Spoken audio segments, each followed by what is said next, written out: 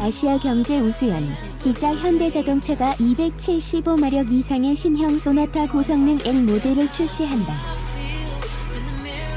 20일 외신에 따르면 브라이언 스마스 현대차의 미국 법인 최고 운영 책임자 CEO는 2019 뉴욕 오토쇼에서 기자들과 만나 2020년 봄에는 하이브리드 모델이 소나타 라인업에 합류할 것이라며 이후 275마력 이상의 고성능 터보차저 소나타 N9에 선보인다고 말했다.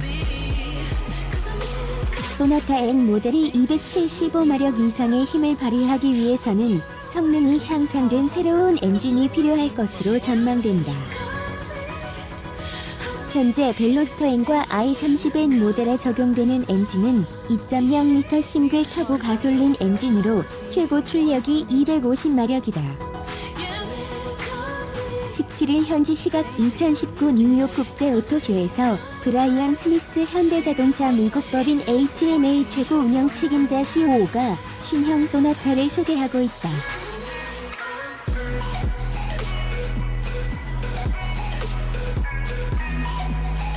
사진 현대차 17일 현지 시각 2019 뉴욕 국제 오토쇼에서 브라이언 스미스 현대자동차 미국 법인 HMA 최고 운영 책임자 CEO가 신형 소나타를 소개하고 있다. 사진 현대차 이번 뉴욕 오토쇼에서 현대차는 8세대 신형 소나타를 북미 시장에 처음으로 공개했다. 미국에서 오는 10월 출시되는 신형 소나타는 현대기아차의 차세대 엔진인 스마트 스트림이 적용됐다.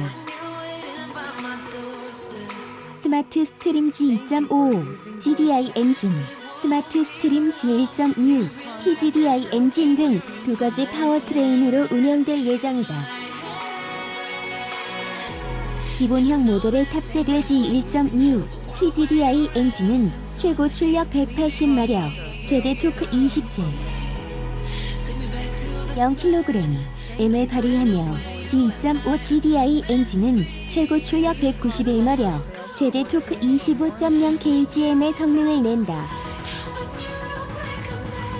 신형 소나타는 빛을 디자인 요소로 활용한 라이트 아키텍처를 통해 감각적이고 역동적인 외관 디자인과 첨단 기술이 녹아든 실내 공간을 갖춘 것이 특징이다.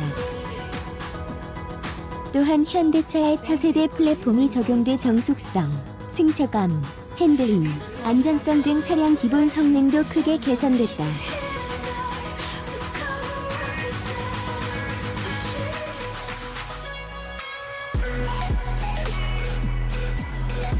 현대차는 신형 소나타에 다양한 첨단 신기술을 대거 탑재해 스마트 모빌리티 디바이스로서의 면모를 선보였다.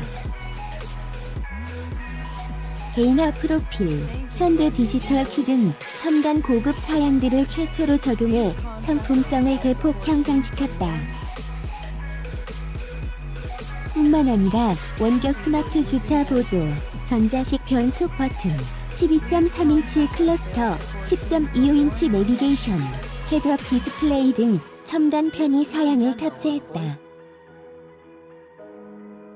이와 더불어 전방 충돌 방지 보조, 차로 이탈 방지 보조, 후측방 충돌 방지 보호, 안전 하차 보조, 후측방 모니터, 차로 유지 보조, 서라운드 뷰 모니터 등 다양한 첨단 운전자 보조 시스템을 적용해 안전을 대폭 강화했다.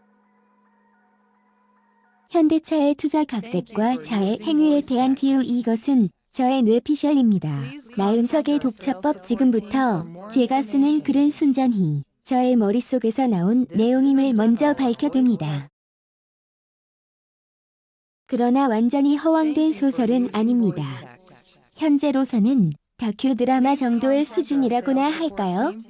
즉, 지금까지 공식적으로 발표된 내용, 관련 기사, 시장의 다양한 정보들을 부속으로 사용하여 저의 추론과 약간의 상상으로 조립한 이야기입니다. 따라서 아무것도 증명된 것은 없습니다.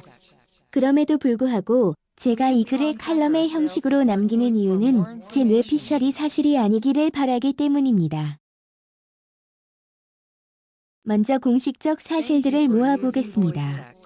샵 1.4월 15일 현대차는 코드40이라는 벤처 기업에 전력 투자하고 상호 다각적인 협력에 나선다고 밝혔다.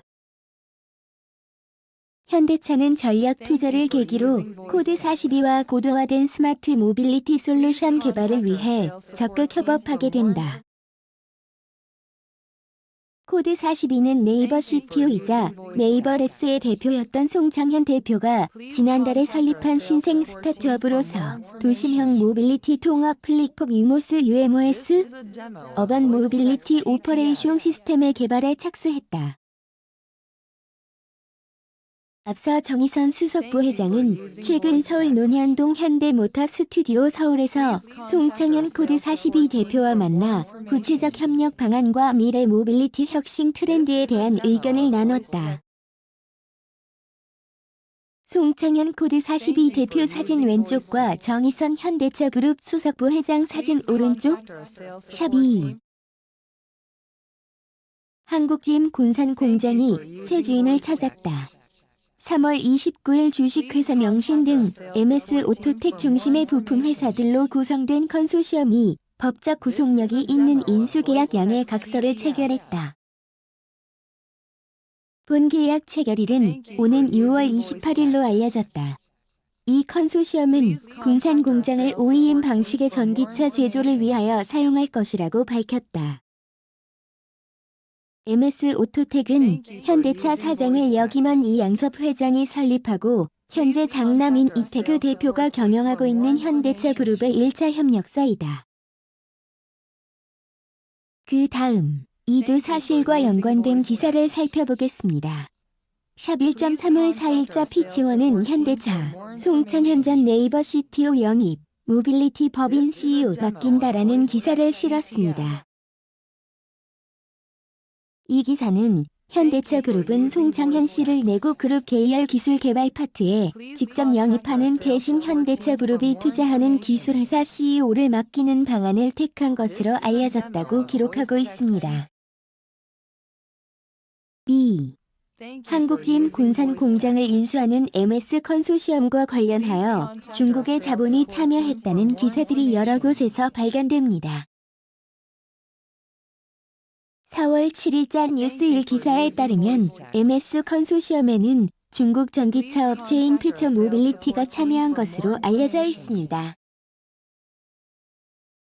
퓨처 모빌리티는 2016년 전직 BMW 임원 2명이 중국 정부의 지원과 IT 기업 텐센트 등으로부터 자금을 조달하여 설립한 회사로서 바이톤 BYTON이라는 전기차 브랜드를 소유하고 있습니다. 이와 관련하여 중국 자본과 전기차 업체가 국내의 공장을 이용하여 국내 시장에 우회 진출하는 것이 아닌가 하는 우려가 업계에 있다고 합니다. 현재까지 MS 컨소시엄은 인수비용 및 공장 설비 등에 약 2천억 원을 투자하여 국내 대기업의 위탁을 받아 OEM 방식으로 전기차를 생산하고 중국 전기차 업체가 개발한 전기차 모델을 들여와 독자 생산하는 방안도 검토하고 있다고 합니다. 판매차로는 국내 시장은 물론 중국과 동남아시아 수출도 고려하고 있다는 소식입니다. 위의 두 가지 사안은 긍정적인 변화로 보입니다. 차가 미래차의 핵심 먹을거리 가운데 하나인 모빌리티 솔루션과 관련하여 국내 벤처 기업과 긴밀한 관계를 갖기로 결정한 것은 정의선 수석부 회장 체제 하에서 현대차가 미래차를 위하여 구체적으로 움직이고 있다는 좋은 시그널일 수 있기 때문입니다. 또한 작년 한 해를 뒤흔들었던 군산 공장 문제가 새로운 주인을 찾았다는 것은 지역 경제나 일자리, 그리고 우리나라 자동차 산업 전반에도 좋은 소식이라고 할 수 있을 겁니다. 하지만 저는 입맛이 개운하지 않습니다. 그래서 지금 이런 글을 쓰고 있는 것입니다. 개운하지 않은 이유는 다음과 같습니다. 첫째, 현대차의 수직 계열화 혹은 모든 역량의 내재화 경향이 여전한 것이 아닌가 하는 걱정입니다. 그러나 그렇다고 해서 뒷문을 열어주는 격이 되어서는 안 됩니다. 제가 걱정하는 부분들이 단순한 저의 기호이기를 바랍니다. 하지만 단기 실적이 중요한 기업과 관료 사회의 생리가 저의 걱정을 더욱 크게 합니다. 지금은 큰 그림을 잘 그려야 할 전환기이기 때문입니다. 아시다시피 현대차는 철강 현대제철부터 최종 단계의 물류 현대글로비스까지 자동차 생산 판매에 대한 거의 모든 과정을 사내 역량에게 맡기는 수직 계열화 비중이 세계에서 가장 높은 자동차 제작사입니다. 솔루션 프로바이더인 현대모비스가 이젠 공식적으로 현대차 그룹의 지배구조에 등장했을 정도로 긴밀합니다. 그런데 만일 이번에 코드 42에 대한 투자가 업계에서 들리는 루머와 일부 기사에서 말했듯이 현대차가 송창현 대표와 이하 인력을 흡수하는 것을 외부 투자의 형태로 각색한 것이라면, 즉 여전히 모든 역량을 현대차 안에 내재화하려는 경향을 버리지 못했다면 이것은 큰 문제가 아닐 수 없습니다. 아시다시피 요즘 자동차 산업은 ICT 산업과의 긴밀한 협조가 필수적입니다. ICT 산업의 핵심은 민첩성입니다. 즉 의사결정과 실행의 속도가 생명입니다. 따라서 모든 것을 내가 갖겠다는 투자 혹은 흡수의 형태로 모든 것을 가질 수는 없습니다. 그렇기 때문에 흡수, 합병, 투자, 협력, 연대 등의 다양한 형태로 관계를 맺으며 솔루션을 확보하는 것입니다.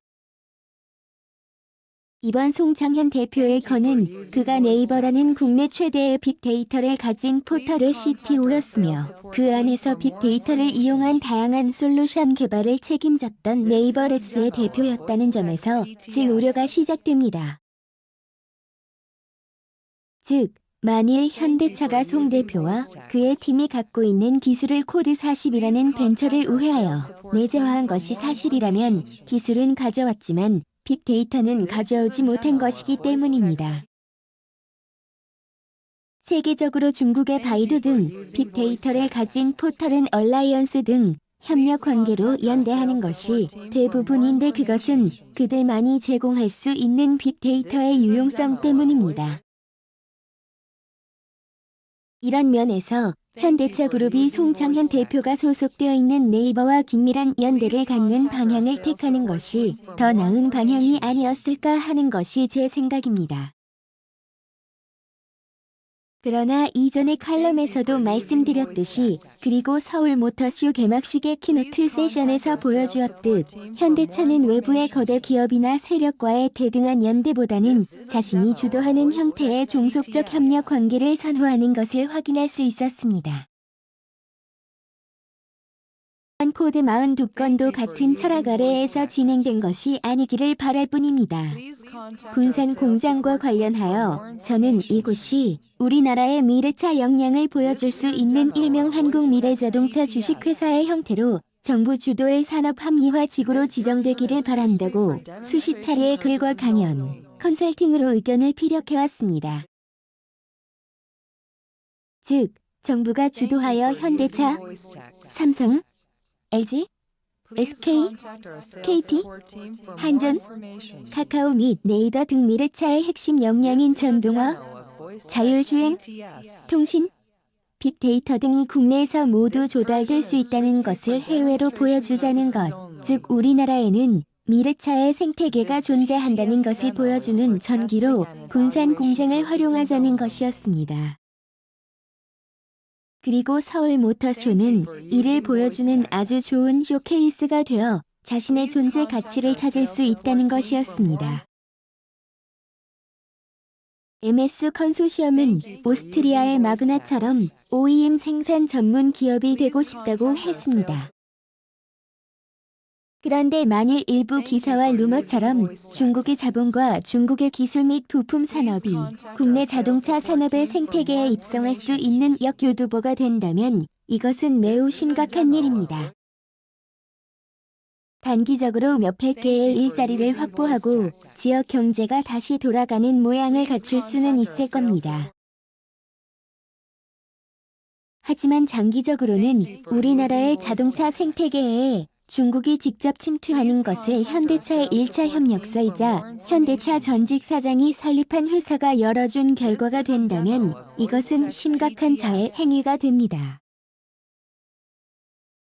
물론 현대차로서는 수익성이 낮지만 미래차 생태계에서 없으면 안 되는 초소형 어반 모빌리티 생산을 외주화하는 것이 수익성에 도움이 될 것입니다. 이미 기아차가 수익성이 낮은 경차인 레이와 모닝을 1차 협력사인 동이오토에 외주 생산한 경험도 있으니 더욱 유혹을 받을 수 있습니다. 그렇지 않으면 앞으로 수십 년의 산업 생태계가 송두리째 흔들리는 수가 있기 때문입니다. 다시 한번 말씀드립니다. 이 글은 저의 뇌피셜입니다. 결론이 실현되지 않기를 바라는 뇌피셜입니다.